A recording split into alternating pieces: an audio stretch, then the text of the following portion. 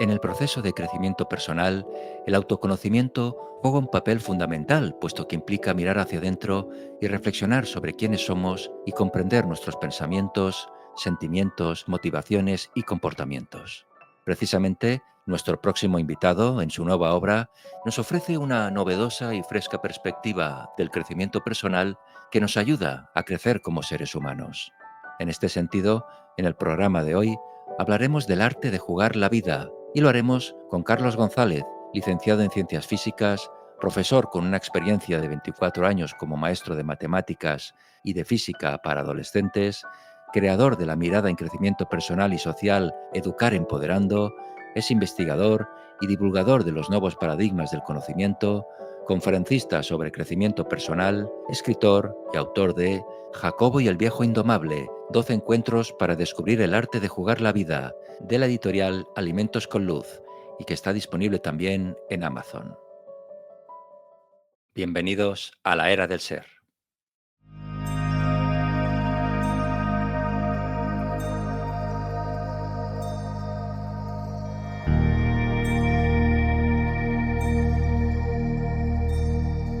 Carlos González, bienvenido a la era del ser. Gracias, es un placer. Gracias por darme esta oportunidad para comunicar mi trabajo. Estoy encantado. Gracias. Gracias siempre a ti, Carlos, es un placer tenerte. Nos conocemos desde hace muchos años. Para mí eres una referencia en el ámbito de la educación y como persona, o sea que mil gracias, de verdad. Y gracias a ti, porque de tu tiempo libre aportas el difundir el trabajo de otras personas y vamos, eso es digno de agradecer. Y cuando hablas de personas honestas y limpias, perdona que te halague, pero siento el deber de mencionarlo, ¿no? Gracias, Carlos. Gracias siempre a ti. Y muchas felicidades por tu nueva obra, Jacobo y el viejo indomable, 12 encuentros para descubrir el arte de jugar la vida, que has publicado con la editorial Alimentos con Luz y que está disponible también en Amazon. Permíteme que te diga, Carlos, que siempre has tenido el valor y la sabiduría de un maestro de corazón, porque has sido y eres un profesor que te comunicas precisamente desde tu corazón y has hecho de la enseñanza una forma de crecimiento personal y de autodesarrollo. Así es que felicidades y muchas gracias, Carlos. Gracias. O sea, de hecho, mi mirada de Educar Empoderando es fundir el mundo del crecimiento personal y el autoconocimiento con la educación. E incluso creo que ha de producirse una segunda alfabetización donde el crecimiento personal entre en las clases, ¿no? De hecho, mi película Entre Maestros versa sobre esto, ¿no? Cómo se puede hacer crecimiento personal en una clase, digamos, normal, ¿no? Podríamos decir. Queda mucho por conseguirlo, es verdad, porque lo primero que hay que hacer no es cambiar las leyes educativas, sino formar a los profesores en autoconocimiento, ¿no? Porque en los temarios de filosofía entra la importancia del principio socrático, conócete a ti mismo, pero lo que se dice es lo que decía Sócrates, ¿no? Pero no se hace nada para despertar. Sabemos leer, sabemos escribir, sabemos un poco de nuestra cultura, de nuestro entorno, ahora tenemos que saber de nosotros mismos. Y la esencia de Educar Empoderando es llevar a la educación en todos sus planos, no solamente son las escuelas, ¿no? El autoconocimiento y el crecimiento personal. Así es, siempre digo lo mismo, ojalá te hubiera tenido de profesor cuando era adolescente o era un niño, ojalá hubiera más profesores como tú que educaran a las nuevas generaciones, cambiaría el mundo, ¿eh? Cambiaría nuestro ser, ¿eh? Ya que estamos en la era del ser, cambiaríamos todos de forma individual y ayudaríamos también a hacer un mundo mejor, dentro de ese claro y oscuro que hay en el mundo, ¿no? Que tú sabes encontrar la belleza en todo, que es verdad, hay que darle la vuelta. Bueno, lo intento. No, claro, siempre lo digo, ¿eh? Ojalá, hubieran profesores como tú en las escuelas, porque cambiaría Sí. la Pero sociedad. fíjate que el nombre de tu canal, La Era del Ser, ¿no? Pues el ser está pidiendo paso en la educación. Podríamos decir, ¿no? Porque claro, todos son temarios, temarios que, por cierto, la pregunta ya está hecha, o sea, te dan las respuestas, los temarios te dan las respuestas sin haber hecho las preguntas, con lo cual el propio ser del alumno no puede participar, ¿no? Por lo tanto, la era del ser, es el título, enmarca perfectamente con lo que queremos conseguir. Educar a las personas como astros con luz propia, es decir, que su ser pueda vibrar y eso tiene un inconveniente, ¿no? Y por eso necesitaremos mucho tiempo. Y es que, claro, de alguna forma la ciencia ha dejado el ser aparte, una ciencia materialista ha dejado del ser aparte, y entonces lo del ser está en manos de religiones, espiritualidades diversas, con diversos clanes, ¿no? Cada una, con perspectivas diversas, y claro, es muy complicado. Entonces, para mí es importante unificar el autoconocimiento y el crecimiento personal, o sea, tanto el mundo de la espiritualidad como el del crecimiento personal, generar unos principios, que es una parte de mi trabajo, generar unos principios comunes, porque si no hay unos principios comunes para el crecimiento personal en un lenguaje que no tiene que ser religioso, porque los alumnos pues vienen de todas las culturas, de todas las religiones, ¿no? Tiene, o sea, el reto de llevar el sentir tu propio ser en un lenguaje no religioso, en el sentido de que no choque con las religiones o el ateísmo o lo que sea, que los alumnos están allí. Entonces, todo eso requiere crear unos principios, que es lo que a mí me gusta más, ¿no? Crear esos principios iniciales que sirven para unir lo que muchos sentimos en nuestro corazón. Hay que hablar del ser, pero hay que hablar del ser teniendo en cuenta que los alumnos pertenecen a clanes religiosos, espirituales e ideológicos diferentes. Todos nos compenetramos y cooperamos y nuestra sabiduría, la sabiduría de cada uno, la podemos leer en el otro y compartirla. Y eso también es muy importante y es uno de los pilares de lo que tú vienes a explicarnos siempre, ¿no, Carlos? Bueno, Jacobo y el viejo indomable, los Ujú. protagonistas de tu obra, son dos personas con una gran diferencia física en la edad. Uno es un adolescente de 17 años y el otro es un viejo maestro jubilado. Ambos se encuentran en un parque, que luego nos explicarás por qué has elegido un parque para estos encuentros. Los dos se encuentran en un parque y entre ellos se establece una relación mágica. En este sentido, Carlos, en tu libro nos ofreces una aventura de crecimiento personal y sabiduría vivida a través de los diálogos entre estos dos personajes especiales. Ahora nos adentraremos en la trama y enseñanzas de tu libro, pero ¿en qué sentido, Carlos, consideras a tu obra como una representante de un nuevo género al que titulas conciencia ficción? Bueno, sí, digamos, de adolescente, de pequeño, me encantaba la ciencia ficción, ¿no? Pero siempre me ha dolido que la ciencia ficción sea muy distópica. O sea, hay muy poca ciencia ficción utópica, casi toda es distópica, desastres, ¿no? Etcétera. Y la poca ciencia ficción que había utópica me encantaba. Y la ciencia ficción utópica suele tener un denominador común. No solamente habla de ciencia, sino que habla de cómo mejora las relaciones humanas, ¿no? De cosas como los derechos humanos, ¿no? Llevados a la práctica, pues yo qué sé, la saga del Star Trek, por ejemplo, aparte de las batallitas que tienen en común con otras, hay, hay como un humanismo detrás, hay como un progreso de la humanidad, en la Tierra ya no hay guerras, ya no se matan entre sí, es decir, esa es la parte de la ciencia ficción que a mí me interesaba.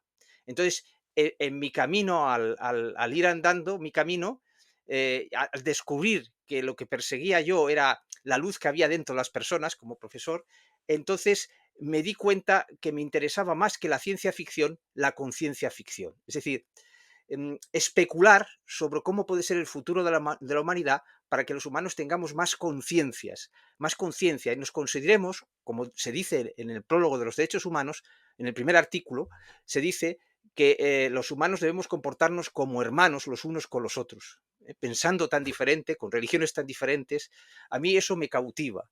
Entonces digo, ¿por qué no puedo definir a través de la ficción un futuro para que ese futuro se vea como un horizonte y podamos caminar hacia él? Bueno, pues la propuesta de Jacobo y el viejo indomable sería en este sentido de conciencia ficción, es decir, es una cosa que tenemos que alcanzar.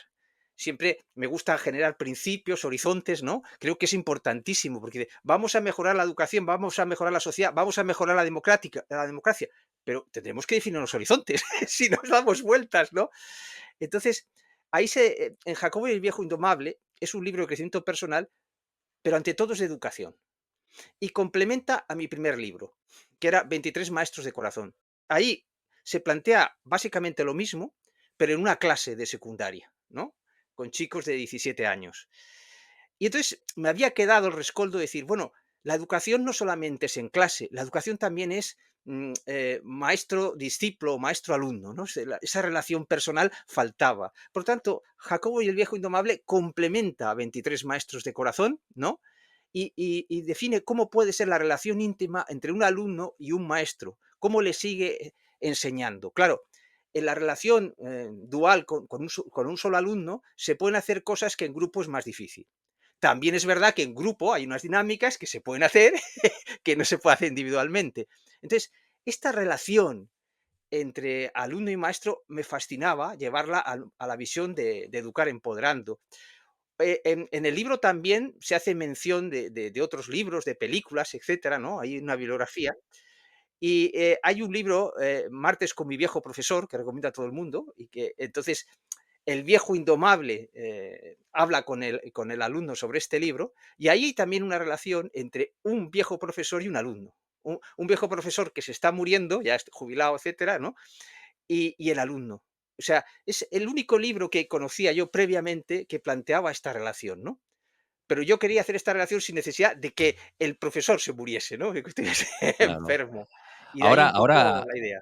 ahora hablaremos de esta relación entre maestro y alumno, Mm, alumno y maestro. ujú. Pero bueno, decir que la obra la dedicas a una amiga en común, como es Eva Sandoval, que he tenido el placer también de entrevistarla en esta plataforma en 2 ocasiones. Nuestra amiga Eva. Sí, ella siempre ha estado ayudándome en mi difusión, en mi trabajo, ¿no? Y ya sabes, cuando escribes un libro, pues antes de llevarlo a la editorial necesitas que alguien de confianza lo mire, ¿no? Porque es increíble la de errores que se pueden cometer en un libro. O sea, solamente la persona que ha escrito un libro, no sé, eh, no te puedes imaginar errores incluso tipográficos o de expresión, aunque lo repases 1000 veces, necesitas la mirada de otra persona. Entonces, Eva fue la mirada de esa otra persona que supo ver los errores que había en mi escrito y además supo animarme para publicarlo, porque no encontraba editorial, me dio los ánimos que yo necesitaba, es una persona que con una capacidad de animar a otros fabulosa, ¿no? Entonces, quise honrarla con esto, ¿no? Pero también quise honrar, hay también una segunda dedicatoria, ¿no? En la Sí, introducción, que es al profesor Ángel Gabilondo, que es conocido por la política, pero yo lo conocí mucho antes en el mundo de la radio, en un programa que hacía en Radio Nacional de España, y siempre me cautivó la belleza con que hablaba, cómo sus palabras estaban llenas de belleza. Y cuando fue político y se enfrentó al circo de la política y a los insultos, etcétera, él en la Comunidad de Madrid consiguió quedar el primero, ¿no? Sin insultar a nadie. Entonces, a mí eso me conmueve, es definir ese horizonte. Es decir, muchos dicen, es imposible porque esto hay que atacar, hay que defenderse. No, Ángel Gabilondo consiguió, luego no gobernó porque pactaron, ¿no? Pero quedó el primero, sin insultar a nadie. Y oh, sorpresa, tampoco le insultaban a él. Me fascina, ¿no? Quiere decir que tú tienes el poder de relacionarte diferente, aunque sea en el mundo de la política, y no solamente no atacas, sino que la consecuencia es que no te atacan a ti. El respeto es devuelto con respeto. claro. Más luego la poesía que hay, el conocimiento, es profesor de metafísica, bueno, ahora se ha jubilado, ahora es el defensor del pueblo en España, ¿no? Y siempre le he enviado mi libro, mis libros, y siempre me ha enviado una carta de agradecimiento. Es una persona así tan importante, ¿no? Entonces yo digo, tengo que dedicarle este libro también a Ángel Gabilondo, que es una persona que encanta, sea cual sea tu ideología, no puedes más que alabarla, ¿no? Llena de poesía, de discernimiento, de luz, y define un horizonte entre las relaciones humanas, un horizonte en la política, un horizonte en democracia, un horizonte de crecimiento personal.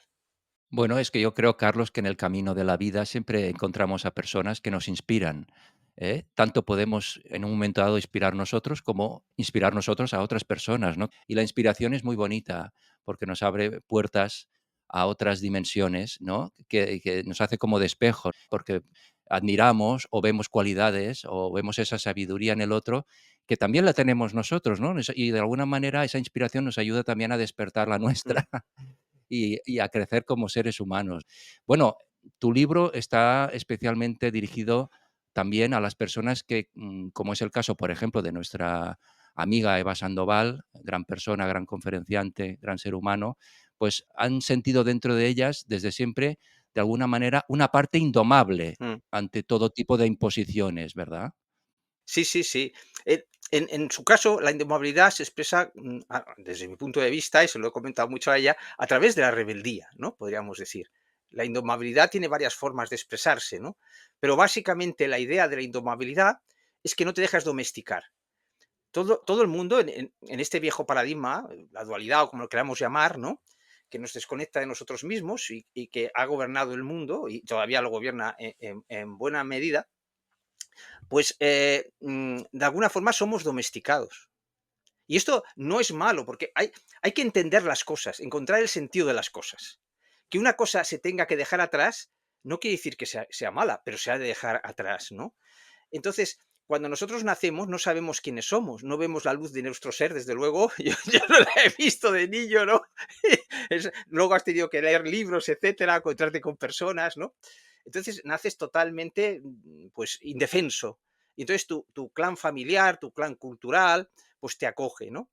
Y te hace crecer, te nutre y tenemos que estar agradecidos a él. Pero también, en parte, nos domestica, ¿no? Podríamos decir que la dualidad, ese paradigma, implica que dependamos del clan. Y eso hace que a veces unos clanes se enfrenten contra otros porque hemos sido parte de nuestra identidad al clan. Entonces, la palabra indomable en el libro viene en el sentido de que ya sientes tu ser de forma y manera que a pesar de que tú honras a esos clanes, te relacionas con ellos, les ayudas a crecer, das cosas a esos clanes, o sea, mm, te relacionas con esos clanes desde el amor, pero siendo indomable.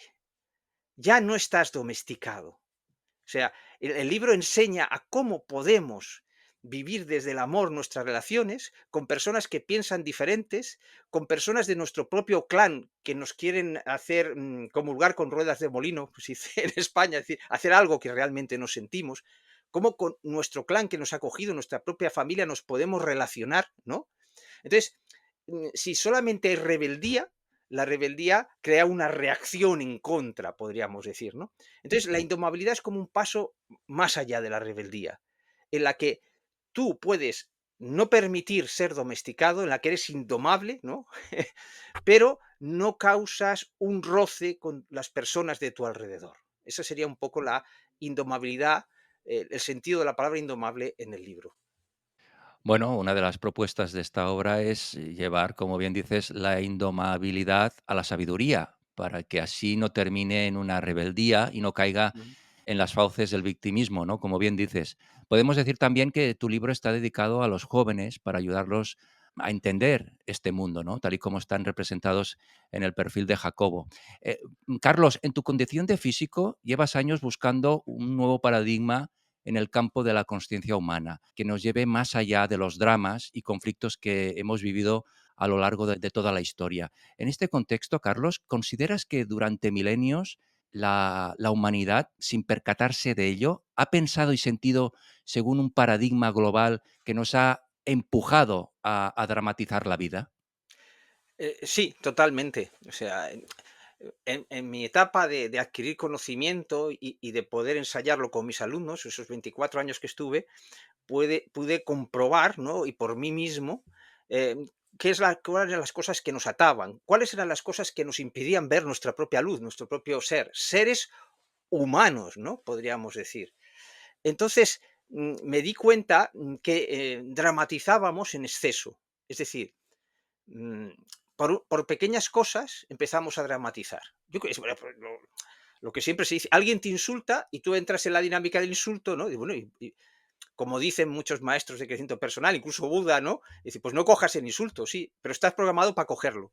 Y entonces yo me sorprendía de que gente que explicaba no cojas el insulto, si la insultaban, pues no aplicaba aquello. Es decir, estaba domesticado, podría, aun dándose cuenta, su inconsciente le jugaba esa cosa. Entonces, hemos sido educados en ese viejo paradigma, en esa dualidad, hemos sido educados para dramatizar la vida. ¿Eso qué implica?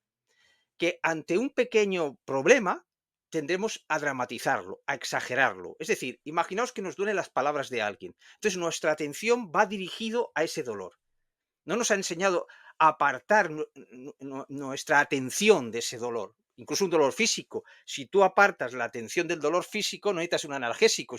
Si aprendes a hacerlo, la gente cree que es imposible, pero no es verdad. Claro, tú puedes gobernar tu propio cerebro si aprendes, ¿no? Entonces, nuestra atención ha sido amaestrada, en el sentido de domada, ¿no? Para que prestemos atención en lo que nos duele, en lo que nos molesta, y así exageremos el drama, podríamos decir. Entonces, hemos sido educados para dramatizar cualquier cosa. Yo aquí distinguiría entre dramas y tragedias, ¿eh? Mm, El arte de jugar la vida, que es para sí. desdramatizar la vida, tiene un puesto, pero no sirve para todo. Me Claro, explicaré.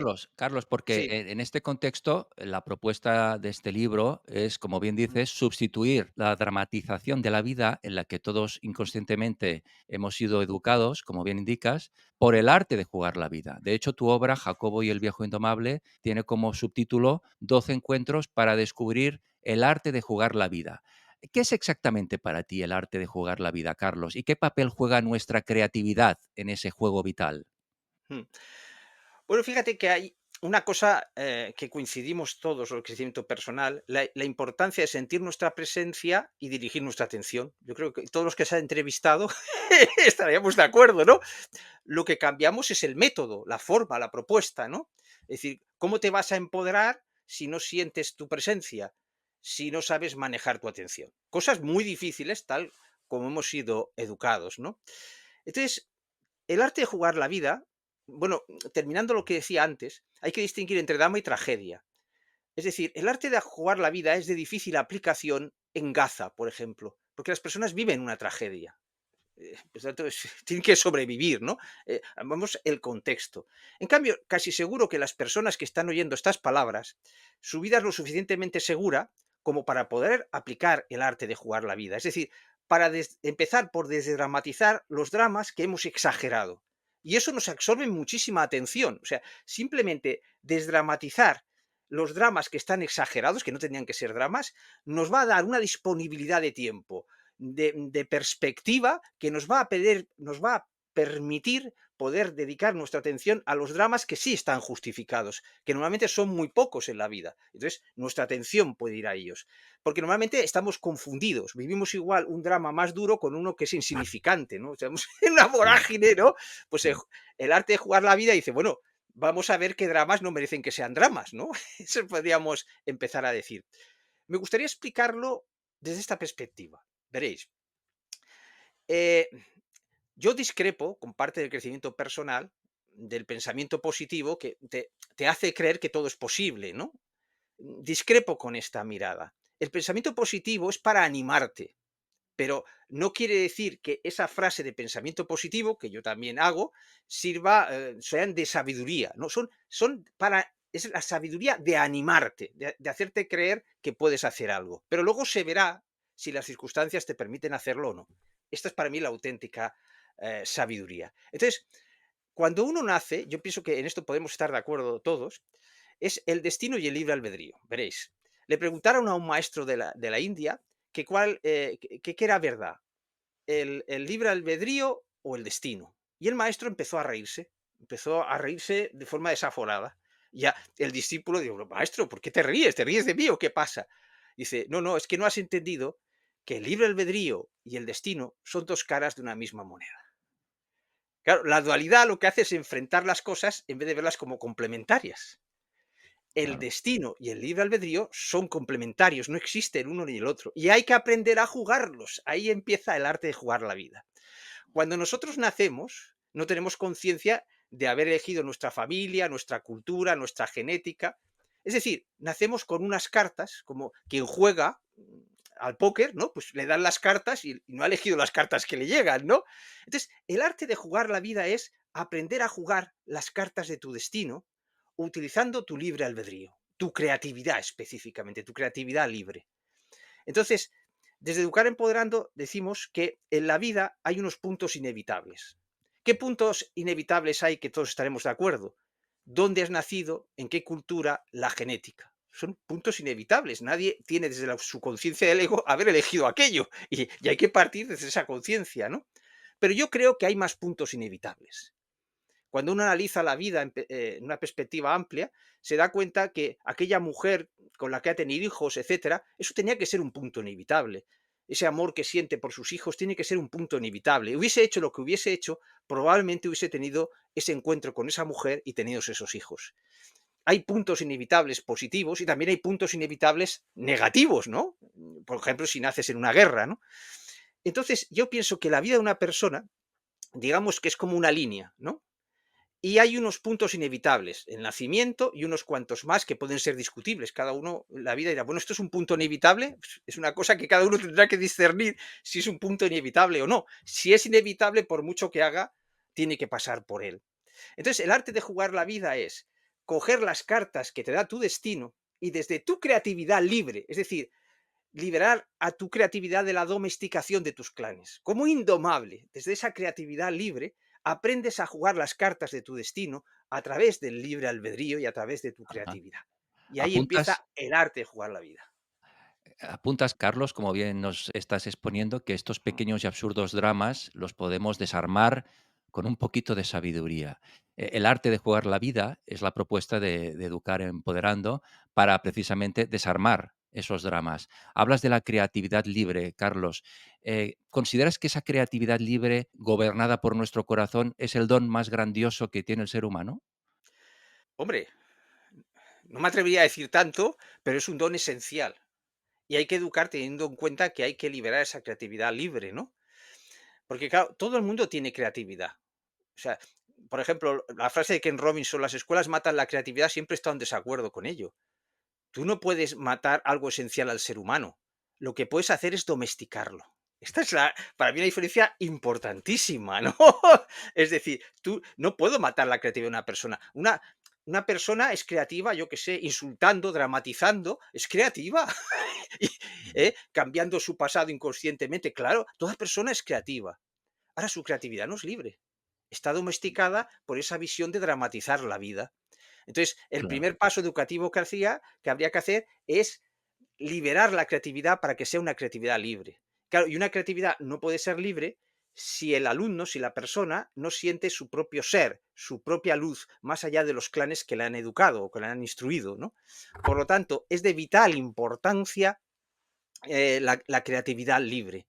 Y Claro, pensad para eso, no se puede matar la creatividad, perdón. Claro, para poder desarmar a un drama, ¿no? Propones, utilizar esa creatividad libre, ¿no? Pero, ¿cómo la desarrollamos, Carlos? ¿Es a partir, por ejemplo, de la alegría, mediante la cual la ponemos en funcionamiento, la creatividad libre, por ejemplo? ¿O el gozo? Bueno, yo diría la alegría, la belleza y el espíritu científico. Entendiendo por espíritu científico algo consustancial al ser humano, no el método científico, ¿eh? El espíritu científico es ese don con el que nacemos todos de niños, que nos permite aprender una lengua solamente escuchándola, o aprender a andar solamente viendo cómo anda otro. Eso es un espíritu científico que me gusta llamar salvaje en el sentido bello de la palabra. Por lo tanto, tres ingredientes esenciales para despertar esa creatividad libre sería esa belleza, esa alegría y ese espíritu científico. Es decir, hay que fomentar las tres cosas en la educación, también en la familia, que cuando hablo de educación también está la familia, lo que no haga en el colegio se puede hacer en la familia, eso es un punto importantísimo, en vez de quejarnos de que la educación está mal, pues hagamos cursos o algo para educar a nuestros hijos, ¿no? Y cambiarlo, ¿no? Por lo tanto, esos tres ingredientes son fundamentales, ¿eh? Alegría, belleza y espíritu científico. O sea, que debemos utilizar nuestra creatividad libre Mm. para, de alguna manera, recrear nuestros propios pensamientos y sentimientos y llevarlos, a anhelos, más nobles, podemos decir. Por ejemplo, el amor, en la convivencia. Efectivamente. Por ejemplo, la dualidad, en el antiguo paradigma, porque hay una sabiduría del antiguo paradigma, claro, pero luego hay un nuevo paradigma. Entonces, en esa sabiduría del antiguo paradigma dice: "Oye, hay emociones negativas, tienes que reprimirlas". Sí, sí, hombre, mucho mejor que reprimas esas emociones que no cometas un crimen. O sea, lograrlo es un proceso de sabiduría. Pero ese nuevo paradigma propone algo mucho más ambicioso.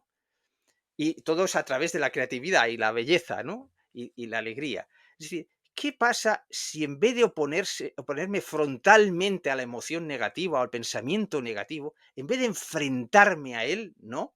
que mi inconsciente me puede hacer una buena jugada. Muchas personas decimos que hemos logrado algo y luego vemos que no lo hemos logrado. ¿Qué pasa si en vez de eso aplicamos nuestra creatividad y transformamos esa emoción negativa, ese pensamiento negativo en otra cosa? Esto en el libro se le llama el principio de transformación. Y tanto Jacobo como el viejo indomable juegan a aplicar este principio de transformación. Es decir, transformar, es una alquimia, podríamos decir, ¿no?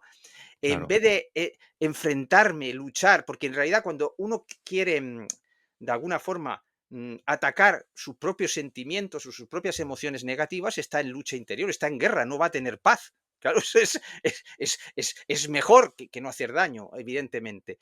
Pero hay un paso siguiente. Educar Empoderando siempre habla de los pasos siguientes honrando los pasados. Y es este principio de transformación.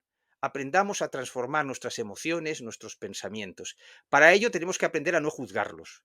No juzgo tener este pensamiento negativo, no juzgo tener esta emoción. Si yo de momento no puedo transformarla, libero esa emoción, me voy a un sitio recóndito, lo que sea, libero a través de la violencia sin hacer daño a nadie, ¿no? Primero liberar esa energía y luego intentar transformarlo, ¿no? Es decir, claro. ¿por qué? ¿En qué se basa esto? En un convencimiento, en una fe mía, de que dentro del ser humano hay una belleza esencial, ¿no? Y esa belleza esencial está ocultada por pues, nuestra educación en dualidad, por tantas barbaridades que hemos hecho, ¿no? Y que están en nuestro inconsciente, pero todo el mundo goza de esa belleza esencial, esa belleza del ser. Claro, en este sentido, Carlos, como bien estás exponiendo, con autoconocimiento, con sabiduría emocional, dejaríamos de vivir esos pequeños dramas que nos creamos, que muchos son absurdos, y de alguna manera con la atención también que te referías antes, ¿no? Claro, pues si damos mucha atención a algo que realmente es absurdo, tenemos que enfocar nuestra atención en lo que realmente nos haga crecer, lo que nos revitalice, lo que nos suba el ánimo, ¿no? Claro, porque ser los dueños de nuestra atención es el mejor antídoto para el sufrimiento, como bien dices, ¿no? Tanto físico como psicológico. ¿Cómo podemos aprender a pensar, Carlos, y a sentir desde ese nuevo paradigma que propones en el arte de jugar la vida? ¿Debemos recuperar también la sabiduría de nuestro niño interior, tan importante? Bueno, aquí desde Educar Empoderando hablamos de la seguridad de las edades. Es decir, necesitamos la seguridad de nuestro niño interior, su inocencia, su espíritu científico salvaje, pero también necesitamos la rebeldía del adolescente para pisar las rayas prohibidas, ¿no? La visión holística del anciano. Vemos las edades como arquetipos, como formas de pensar y de sentir, no como algo biológico. Entonces, al verlo como arquetipos, pues todas las edades están disponibles para nosotros en cualquier momento, a partir de que tengamos un discernimiento, claro, lógicamente, ¿no? Por edad física y por experiencias. Entonces, es muy importante darnos cuenta que tenemos una serie de herramientas que podemos poner a nuestro favor, ¿no? Entonces, cuando, por ejemplo, es fundamental darse cuenta cuando estamos dramatizando y no es necesario. Es muy difícil. Claro, no es que esté me ha insultado, esto que tú has dicho, es que es muy difícil, ¿no? Entonces, la propuesta de Educar Empoderando, desde lo que creo que es ese nuevo paradigma, es decir, tiene que ser, el camino tiene que ser agradable. No puede ser una prueba iniciática como la sabiduría que honramos del viejo paradigma, pruebas iniciáticas, poner dificultades, pasarlo mal en discípulo, hemos visto muchas películas, ¿no? Entonces, la propuesta es el arte de jugar la vida. Entonces, para que la vida no juegue contigo, tú aprendes a jugar la vida. Esa sería un poco la idea. Entonces, en los primeros capítulos, cuando se conocen Jacobo y el viejo indomable, el viejo no hace más que provocar a Jacobo para que se enfade. Y claro, entonces él ve que el viejo le domina a través del enfado. Y dice, bueno, pues yo también. A partir de ahora no me voy a enfadar. Claro, pero no ha hecho un proceso del arte de jugar la vida, no sabe hacerlo. Entonces él reprime el enfado. Pero claro, es el principio de transformación. Hay que transformar el enfado, no reprimirlo. ¿No? Porque tu inconsciente va a explotar. Entonces, el primer capítulo sobre todo, ves cómo parece que el viejo indomable se está riendo de su alumno. No, es que le está enseñando a relativizar. Le está enseñando cómo las personas te pueden utilizar a través de tu propio enfado. Eso es lo que le está enseñando, ¿no? Entonces juega a enfadarse, a enfadarle, y le dice, Mira, enfadar a alguien es lo más fácil del mundo. Yo lo he hecho contigo, es súper fácil. En cambio, qué difícil es hacerle reír. Fíjate que se pagan a cómicos para hacernos reír, pero no se paga a nadie por enfadarnos. Quiere decir que tenemos un programa para enfadarnos, pero no para reírnos. Claro. Entonces, la esencia del libro es que con experiencias, o sea, no es un ensayo en el que el ensayo es difícil que la emoción del lector entre, ¿no? Pero claro, ahí sintiéndote Jacobo o sintiéndote el viejo profesor, tú te implicas directamente en el libro. Por eso elegí el relato y por eso creo que tendría que haber más libros de crecimiento personal en relatos. O sea, hay mucho ensayo, ¿no? Y que muchas personas intentan ver como recetas, ¿no? Y no, no. Este libro no es una receta, es para despertar tu creatividad libre. Y para ello debes sumergirte con esta extraña pareja, como la película, ¿no? Y vivir sus aventuras y desventuras, ¿no? Esa sería un poco la idea. Con tu permiso, dentro de nada voy a leer el primer encuentro que se establece entre Jacobo y el viejo Muy bien. indomable en el parque, a modo de ejemplo para nuestros oyentes, ¿verdad? Veremos esa provocación. Pero bueno, ahora vamos a ello. Pero, o sea, que este paradigma, Carlos, responde a una pregunta que muchos nos hemos hecho. ¿Hay algo más en mí que no logro ver y que es esencial para caminar hacia mi felicidad? Esa sería una pregunta, ¿verdad? Para abrir esa luz, entenderla. Bueno, podríamos decir, ya estaría de acuerdo con muchas corrientes espirituales, el viento personal, que para saber quién eres, lo que tienes es quitarte cosas de encima, como caballero de la armadura oxidada, ¿no? Estaríamos totalmente de acuerdo. Volvemos a la idea de lo que se propone es un método diferente a disfrutar, ¿no? Y que pueda ser aplicado en educación. Muy importante, porque la mayoría de libros de crecimiento personal están hechos para personas que han vivido mucho ya. O sea, es difícil que alguien entre en crecimiento personal con 15 años. Es decir, es extraordinario, ¿no? Como, digamos que Jacobo es un afortunado de encontrarse con 17 años con este. O sea, necesitamos, no sé, unos 40 años, lo que sea, porque tienes que haber chocado con la vida y buscar algo más, ¿no? Podríamos decir. Entonces, la idea de este crecimiento personal, que tiene que ser algo a disfrutar, es esencial en el libro. Pero para ello necesita provocar. Por Claro. ejemplo, una cosa que se trabaja mucho es a Mary Poppins. Yo hablo Ah, siempre de la sabiduría de Mary Poppins, ¿no? Entonces, hemos sido programados para poder ser manipulados. Somos manipulados a través del enfado, del drama, ¿lo veis? Entonces, Mary Poppins es algo fabuloso, ¿no? Porque el padre de los niños los manipula para que piensen igual que él. Él lo hace inconscientemente, ¿no? Lo que es ser un buen hombre, tal, el banco, los intereses, en fin, todo esto. Entonces, ¿qué hace Mary Poppins? No se enfrenta a él en dualidad, no, no choca. Manipula al manipulador. Esta es la clave del arte de jugar la vida. En vez de sufrir la manipulación, como tienes más visión, manipulas al manipulador. ¿Ves? Es un juego y él no se entera que lo estás manipulando. Manipular en el sentido bello de la palabra, es decir, desde el corazón. No es para tú conseguir un bien propio, ¿no? Sino que era por el beneficio de esos niños, ¿no?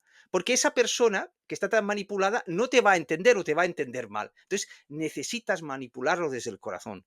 Y la sabiduría de Mary Poppins nos enseña, y así se lo explica el viejo indomable a Jacobo, para que vea la película, está llena de sabiduría, nos explica cómo conseguirlo. Hay que claro, tener en cuenta que Pamela Travers, perdona, estuvo con Gurdjieff aprendiendo crecimiento personal, etcétera, en su época. Por tanto, caramba. sus libros están llenos de crecimiento personal. Y luego Walt Disney le dio el toque mágico de la inocencia del niño que le faltaba a ella.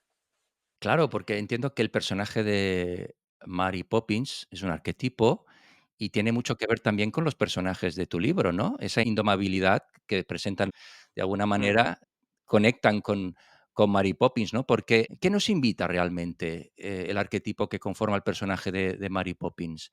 ¿Nos invita a conectar con nuestra propia sabiduría interior también?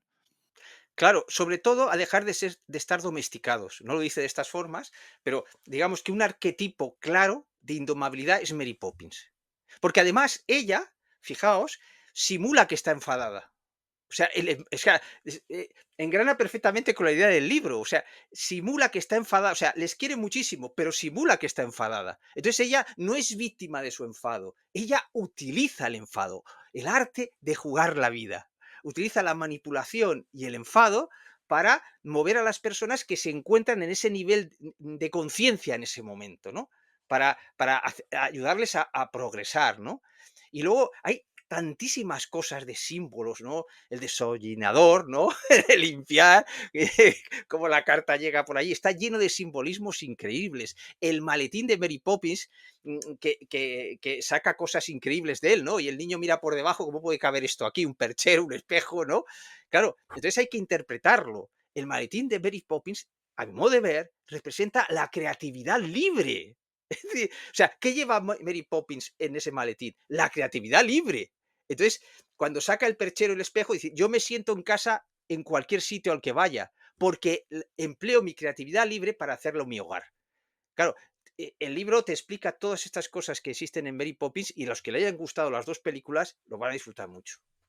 2 películas maravillosas, que yo, por ejemplo, la primera la disfruté en mi infancia y la segunda, que se ha estrenado hace unos años, también es muy notable. Hay muchos símbolos también allí, muchos mensajes, porque claro, Mary Poppins nos invita a conectar, como decía, con nuestra sabiduría interior y así poder despertar nuestro sentido de felicidad, porque nuestro sentido de la felicidad ha sido de alguna manera, como bien indicas, encarcelado en nuestra visión dramática de la vida que hablábamos antes, ¿no? Y hay que despertar ese sentido de la felicidad. Precisamente los protagonistas de tu obra, Jacobo y el viejo indomable, nos muestran a través de sus ricos diálogos cómo liberar nuestro sentido de la felicidad, ¿verdad? Efectivamente. Claro, cada uno tenemos un propio sentido de la felicidad. Por eso es importante la creatividad. Porque si no, lo que haces es copiar lo que otros dicen que es felicidad. Y así los adolescentes quieren ser este cantante, quieren ser otra persona, ¿no? Están imitando como ovejas, ¿no? Entonces, por eso es importante, para ser libre necesitas liberar tu creatividad. O sea, lo que decía Machado, caminante no hay camino, se hace camino al andar.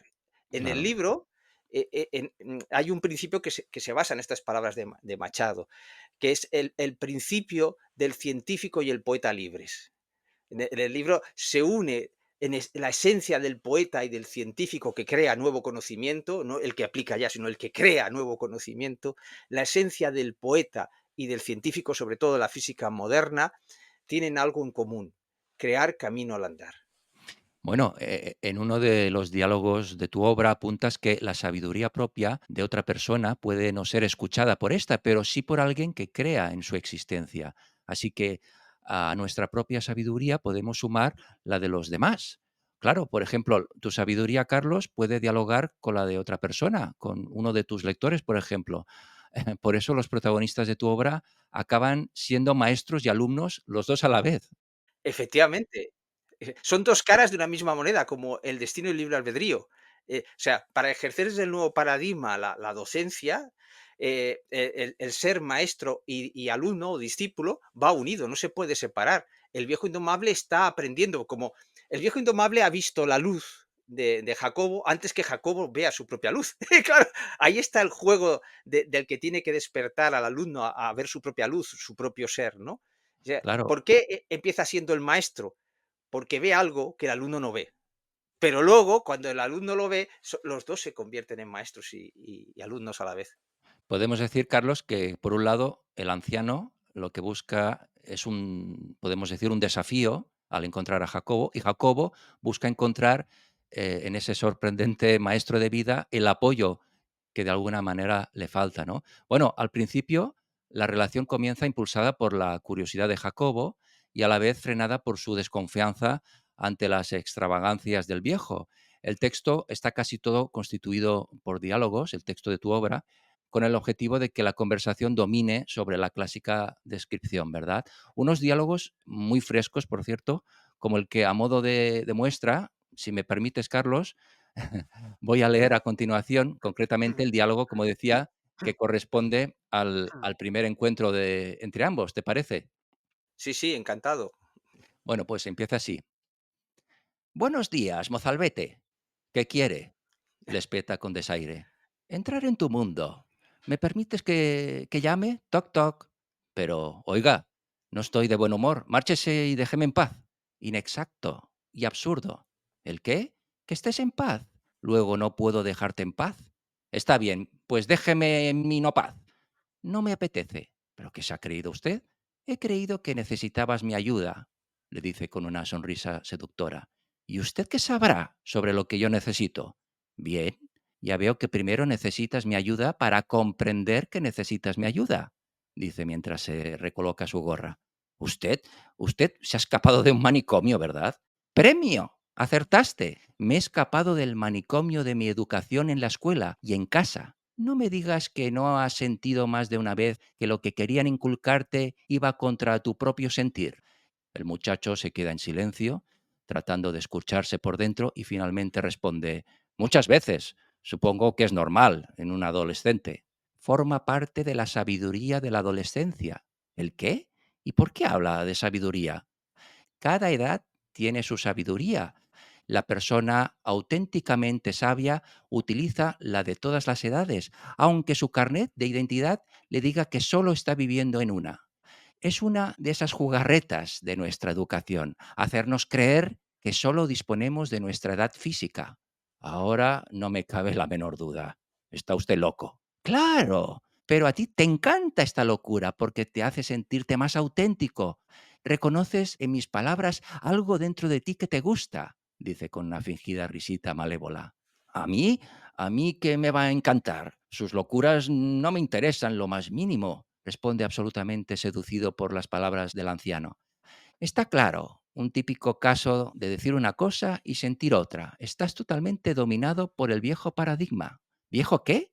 Aquí el único viejo chiflado, por cierto, es usted. Bueno, dejemos de dar vueltas y vayamos al asunto. ¿Qué asunto? Primera lección. Date cuenta de que durante nuestro diálogo has olvidado el problema que te ha traído hasta aquí. ¿Sabes por qué? Sin darle tiempo a contestar y dejándole la boca abierta, continúa su discurso. Porque para que un problema exista y nos preocupe, requiere de nuestra atención. Sin ella es como una bombilla apagada. Y si te haces el dueño de tu atención, tú decidirás qué bombillas encender o mantener apagadas. Hemos sido educados para no ser los dueños de nuestra atención. Esa es una de las razones fundamentales de por qué sufrimos. Ahora el viejo deja un intencionado silencio para dar paso a su interlocutor. Es cierto que tengo un problema irresoluble, pero no pienso contárselo.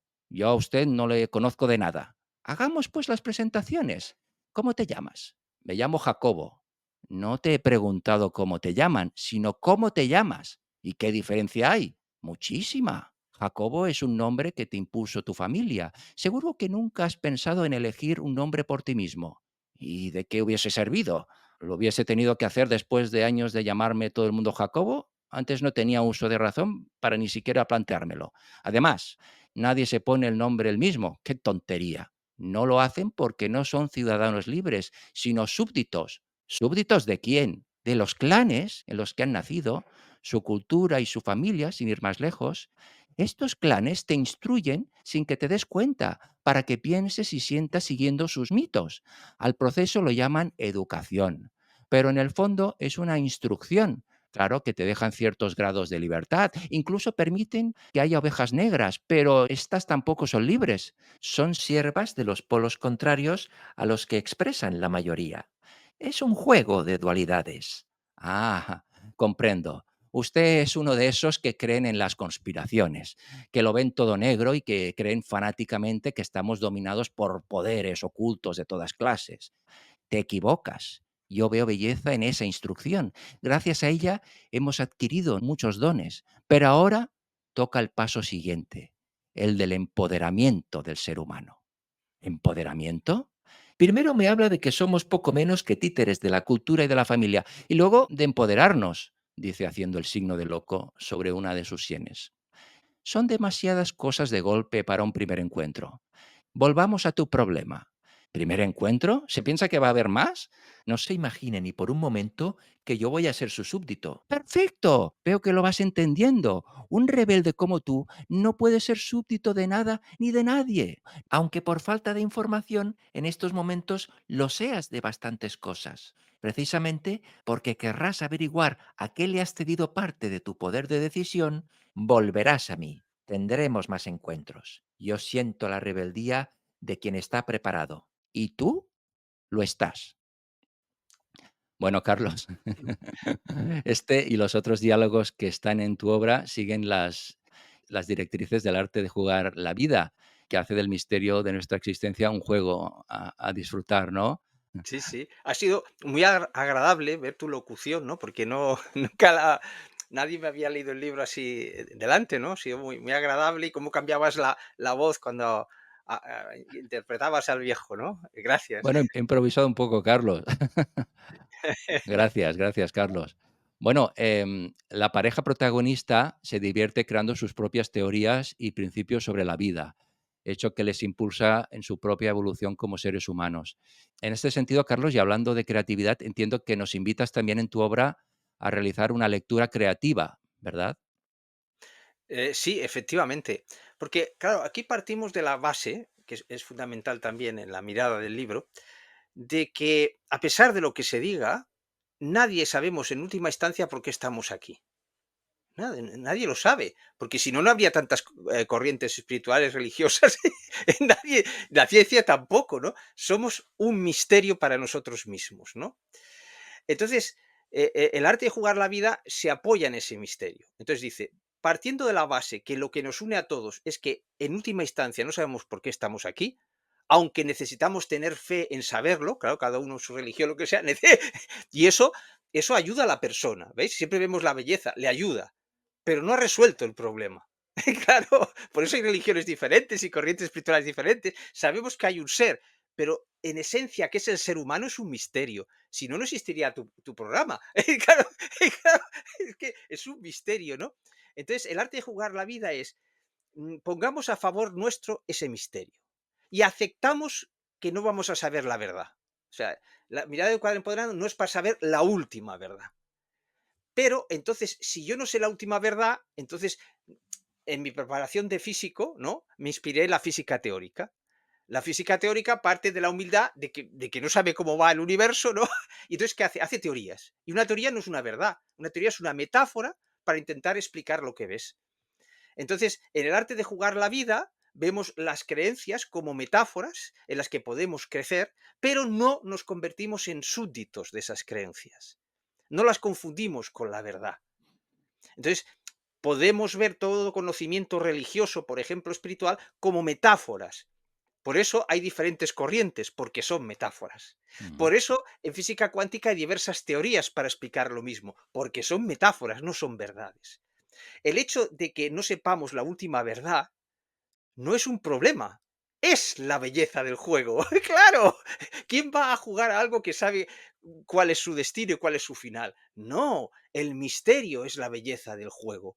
Entonces, el viejo indomable enseña a Jacobo a formular teorías sobre lo que ve y le invita a ser científico de la vida. Porque claro, cuando a ti te explican la física o cualquier otra ciencia o conocimiento en clase, te la explican ya enlatada, abren una lata y tú no puedes aportar nada, tú no puedes desplegar tu espíritu creativo ni espíritu científico, ni siquiera el espíritu crítico.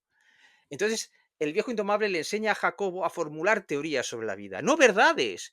O sea, formula una teoría sobre algo que ha ocurrido y ven si funciona. Y si no funciona, la cambian o la mejoran. Disfrutan de no saber cuál es la última realidad del ser humano. Claro, eso es fundamental para desdramatizar la vida.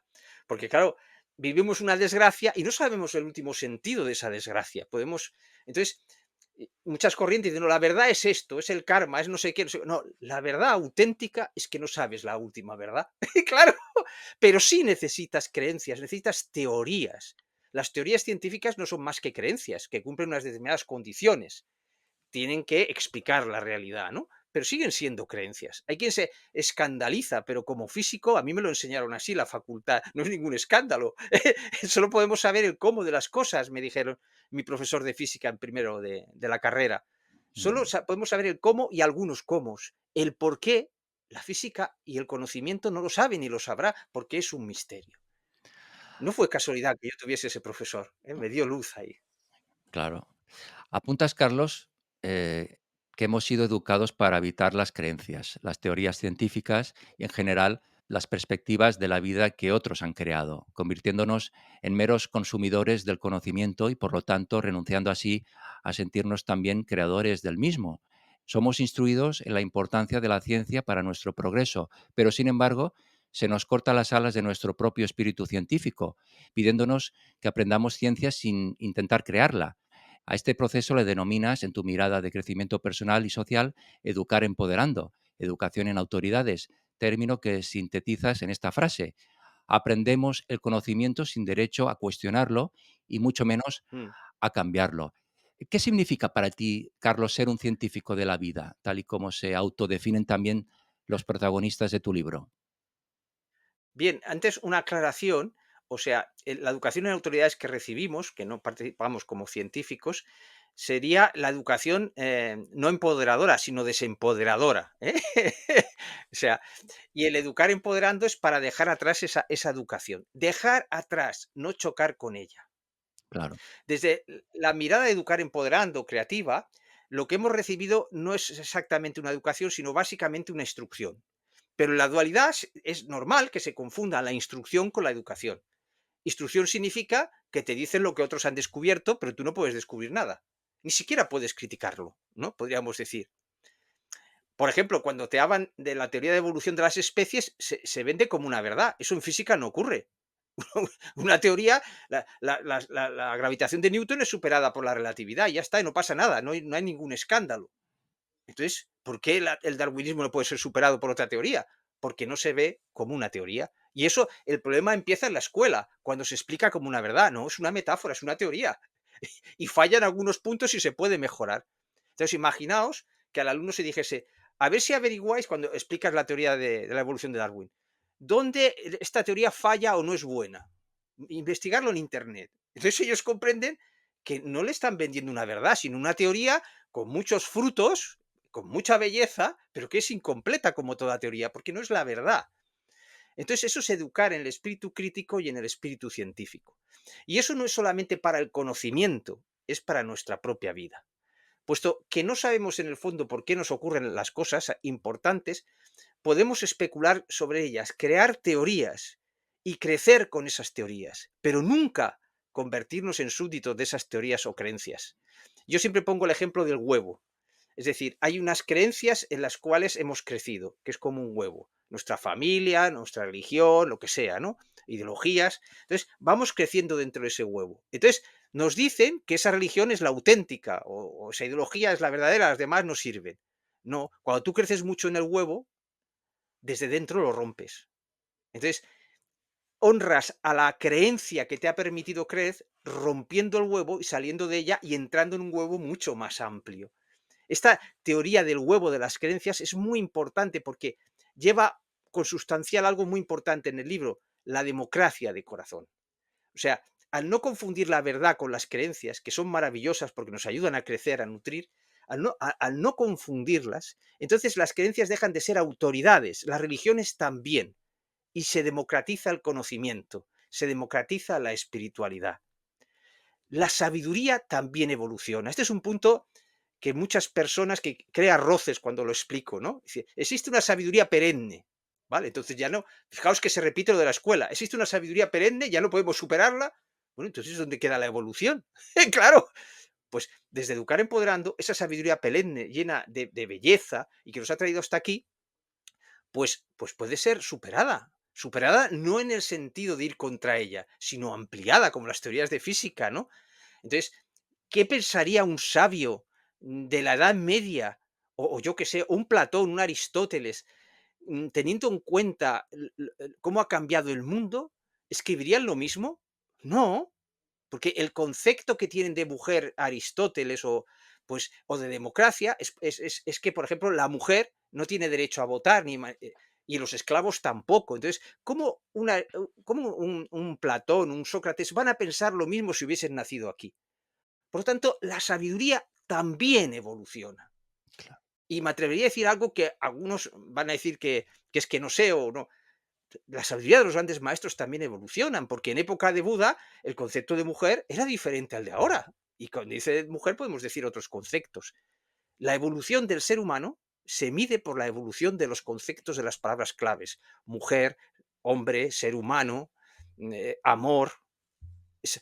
Y eso un maestro de corazón tiene que explicarlo en clase. Es decir, mirad cómo ha evolucionado, cuando decimos, no hemos evolucionado nada, mirad cómo ha evolucionado la palabra mujer. Es un ejemplo claro, que se puede aplicar, por lo menos en Occidente. Es obvio que hay culturas en las que no ha evolucionado, ¿no? claro, Pero está claro hacia dónde tienen que ir esas sí. culturas también.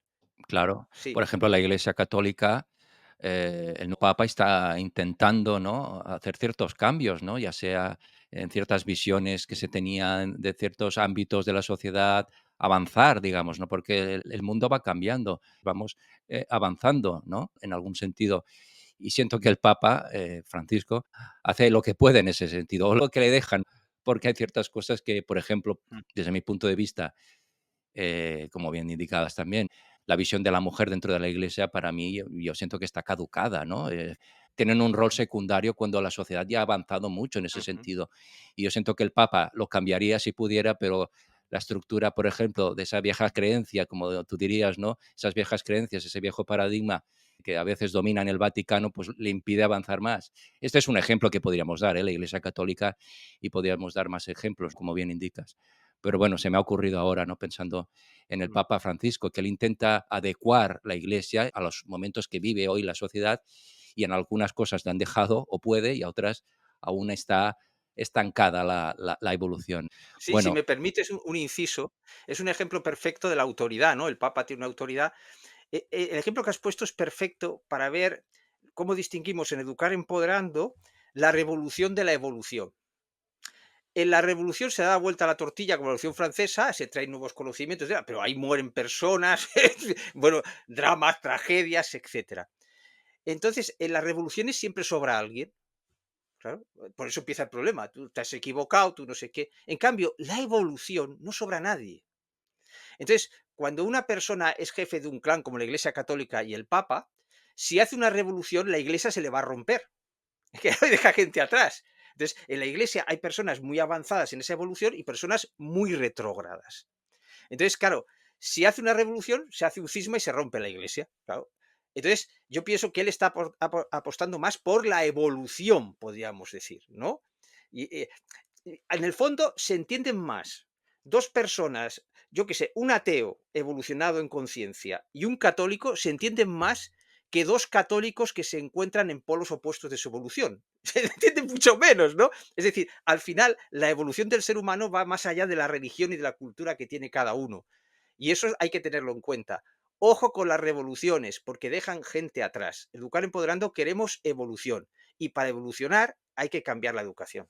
para cerrar el punto del Mm, espíritu científico, apuntas que los conocimientos que abarca la ciencia de la consciencia constituyen los nuevos paradigmas, e indicas que esta nueva ciencia, que englobaría también todas las anteriores, trae consigo un gran regalo. Nos convierte a todos en científicos por el simple hecho de que el laboratorio para investigar es nuestra propia conciencia. O sea que de alguna manera, por ejemplo, Carlos, la curiosidad podría ser la que nos despertara ese espíritu científico, ¿no? O nuestra belleza interior, esa resonancia que nos revela la belleza oculta que hay en nuestro, también en nuestro exterior. O sea, la curiosidad, la mm. investigación, todos somos científicos. Carlos, la historia de tu libro transcurre en un parque. Quiero preguntarte, ¿por qué elegiste un parque como lugar de los encuentros entre Jacobo y su amigo maestro? Bueno, porque la idea, una idea esencial en el libro es trascender la dualidad, el ver los polos como algo que se tienen que enfrentar y verlos como complementarios, ¿no? Ese sería un poco, digamos, que la sabiduría más avanzada del viejo paradigma ya propone que el yin y el yang son complementarios y que no tienen que luchar, ¿no? Ahí termina el viejo paradigma y empieza el nuevo modo de ver, ¿no? Entonces, se trata de que esos polos se complementen. Por ejemplo, siempre digo, la ideología de izquierda y derecha se enfrentan, ¿no? Pues es que pueden ser complementarias. Claro, eso es un error, ¿no? Pues esta presión de la dualidad en la que hemos sido educados hace que también se haya enfrentado lo artificial con lo natural, ¿no? Pero si creemos que todos somos conciencia, ¿no? Y que hay una conciencia que ha creado la naturaleza, lo natural y lo artificial, en última instancia, tienen que tener un origen en común, la conciencia. Claro. Entonces, enfrentar lo natural y lo artificial desde el nuevo paradigma es una barbaridad. Lo que tienen que hacerse es complementarse. El ser humano viene a complementar la labor de la naturaleza y necesita la naturaleza para vivir. Entonces, en una ciudad donde lo artificial y lo natural están armonizados. En un parque. Claro, ahí se ve. O sea, si tú vas a un bosque salvaje o al Amazonas, no hay armonía entre lo natural y lo artificial. Y si tú vas al asfalto, tampoco. Pero en un parque hay la armonía entre lo natural y lo artificial. Y si a eso añadimos que en Educar Empoderando es muy importante despertar la sabiduría de las edades, es decir, que para crecer en sabiduría necesitas utilizar todas las edades, en el parque también se da otro tipo de armonía. En el parque es el único sitio cotidiano de la ciudad donde conviven todas las edades. Hay niños pequeños, hay padres maduros, hay adolescentes que normalmente se ponen en un rincón pero están en el mismo parque, ¿lo veis? Y hay ancianos dando de comer a las palomas. Es decir, tiene una magia el parque porque se armoniza lo natural y lo artificial y también las edades. Por eso, en Mary Poppins el parque también es esencial y la casa está en torno al parque. Por cierto, una de las cosas que le enseña el viejo indomable a Jacobo es la siguiente. Sí. Dice, en vez de que en las ciudades haya parques, las ciudades deberían construirse dentro de un parque. ¿Veis? Fijaos, este cambio de mirada es muy importante. Creamos unos parques en la ciudad como un pulmón, ¿no? ¿Qué pasa si los diseños de las nuevas ciudades, si en esos alumnos ya vamos fomentando la idea, ¿por qué no hacemos un parque y la ciudad dentro del parque y no el parque dentro de la ciudad? Ajá. Claro, dentro de los edificios. Claro, claro, o sea, démosle la vuelta a la tortilla, ¿no? La ciudad puede estar dentro de un parque, entonces ya no necesita que haya parques para no, es que ya está dentro de un parque. Muchas veces, vemos a tus personajes a lo largo de los diálogos, hasta incluso, se ponen a bailar, a Ujú, cantar en algún momento, ¿no? Claro, no tienen ese sentido del ridículo, porque, como bien dices, hemos sido educados para sentirnos ridículos cuando hacemos algo que, de alguna manera, no sigue la lógica cultural. Como ujú, decíamos, hemos sido educados para aprender el conocimiento sin derecho a cuestionarlo y mucho menos a cambiarlo. En este sentido, los protagonistas de tu libro, Jacobo y el viejo indomable, Carlos, no aceptan esa restricción y deciden convertirse ellos mismos en científicos activos cuyo campo de actuación sea toda la vida. En este sentido, ¿en qué sentido la poesía y la ciencia van de la mano en un mismo camino, según tu punto de vista, Carlos? bueno, cuando hablo de ciencia, me refiero a la parte creativa de la ciencia, no al que aplica mecánicamente, ¿no? Entonces, esos documentales donde salen científicos que están creando teorías, ¿no? Físicos creando teorías avanzadas, eh, es donde más se ve, más que en otra materia, la física de alguna forma va por delante, ¿no? Y se permite unas visiones del mundo que otras materias no se permiten. Entonces, de alguna forma, la física moderna es la avanzadilla de ese nuevo paradigma. Y tenía que ser así porque tenía que crear una tecnología que nos permitiese comunicar a todos. O sea, nos estamos comunicando gracias al progreso de la cuántica, ¿no? Pero la cuántica rompe con las ideas del antiguo paradigma. Es decir, cuando uno ve un documental de física teórica, ve que en las teorías de los científicos hay belleza. Curioso, ¿verdad? No, en serio, hay belleza, hay un lenguaje sugerente, creativo, lleno de belleza, que no vemos, por ejemplo, en la teoría de Darwin. No existe esa belleza. Es decir, que se está haciendo desde un punto diferente del ser humano aquello. Entonces, la idea es, a través de la física como ejemplo, le enseña a teorizar sobre la vida y a buscar explicar las cosas que nos ocurren, ¿eh? Ya, la teoría que se propone en el libro es aplicable en nuestra propia vida, por qué nos ocurren estas cosas. Entonces, ver que hay diferentes explicaciones de por qué nos ocurre algo. Son teorías, ¿no? Pero unas son más bellas que otras. Entonces, es fundamental, como hace un gran físico teórico, entre varias posibilidades, entre varias teorías, escoger la más simple y la más bella. Y esto es lo que le enseña el viejo indomable a Jacobo. De las teorías que podemos montar, si tenemos dos o tres, buscamos la más sencilla, la que está simplificada y la más bella. Ujú. Belleza y simplificación son esenciales para desdramatizar la vida, porque un drama lo que hace es liarlo todo, se ve, es como la maraña de un árbol, ¿no? Te pincha por todas partes en el ramaje, ¿no? Entonces, primero hay que simplificar el drama, ir al tronco del árbol, ¿no? Donde puedes abarcarlo. Y una vez simplificas el drama, una vez ves lo esencial del drama, lo siguiente es ver qué belleza hay en ese drama. Porque no se trata de luchar contra el drama, sino de trascenderlo. Dentro de un drama hay belleza, sí. Una guerra es horrible, pero también hay la belleza de una persona que sacrifica la vida por otra. Siempre, siempre, hasta en el drama más grande, siempre existe la belleza, porque nuestro ser está construido, nuestro ser interior está construido de belleza. Es decir, que en las peores circunstancias siempre hay alguien que expresa esa belleza. Entonces, reconocer la belleza, o sea, simplificar el drama para entender por qué ha tenido lugar, ir al tronco a ver el problema, Mm. desarmarlo mediante la simplificación, como quien simplifica una fracción para luego sumarla con otra. Y luego comprender que la belleza es esencial. ¿Por qué es esencial la belleza en una teoría o una perspectiva? Porque si no, la dualidad hemos sido educados para que nuestra mente y nuestro corazón indomable, es un corazón más profundo, nuestra mente y nuestro corazón indomable caminen por separado o se enfrenten, ¿no? Entonces, si tú mentalmente construyes teorías bellas, lo que une la mente y el corazón es la belleza.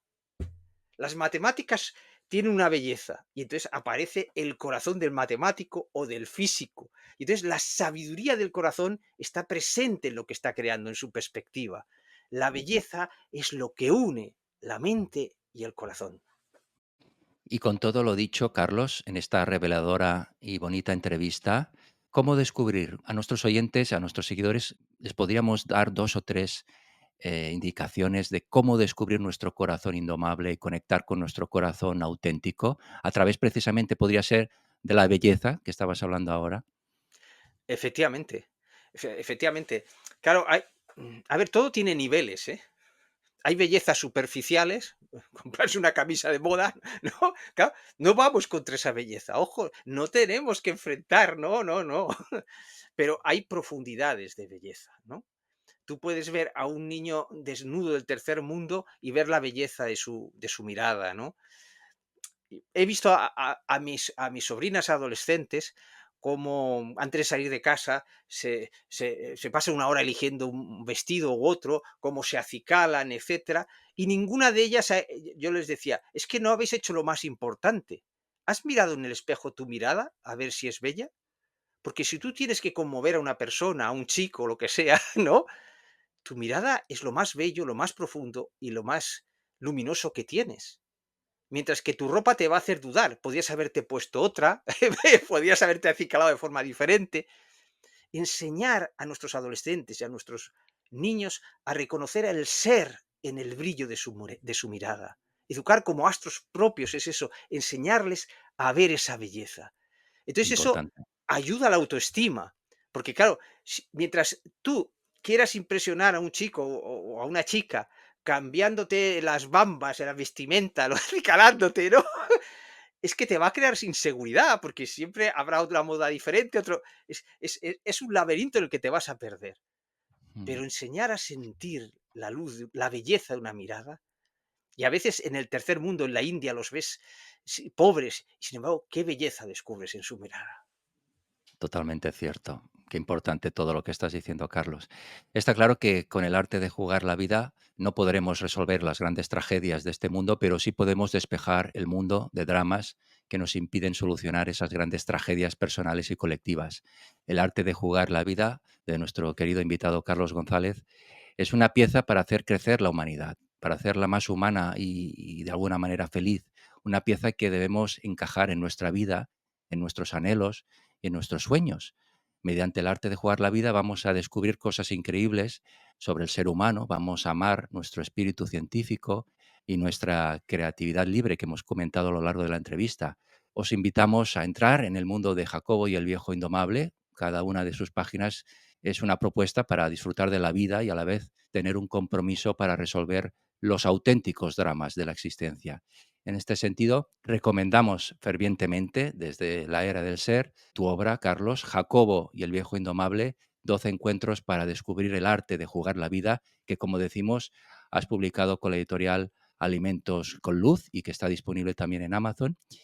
Y enhorabuena, Carlos, una vez más por tu obra. Un relato lleno de color, hay que decirlo, y vida, ¿eh? Porque los personajes salen de las páginas, los haces tuyos, ¿no? Son tus amigos, acaban siendo tus amigos, ¿no?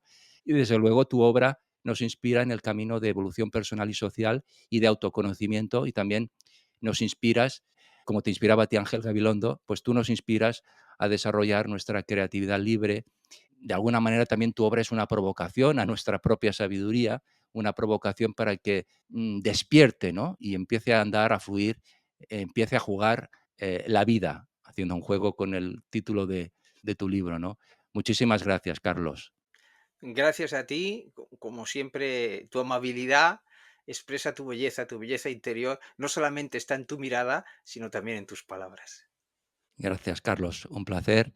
He aprendido mucho, siempre aprendo de ti escuchándote y animo a todos nuestros seguidores y oyentes a adentrarse en ese parque con el viejo indomable, con Jacobo y el viejo indomable.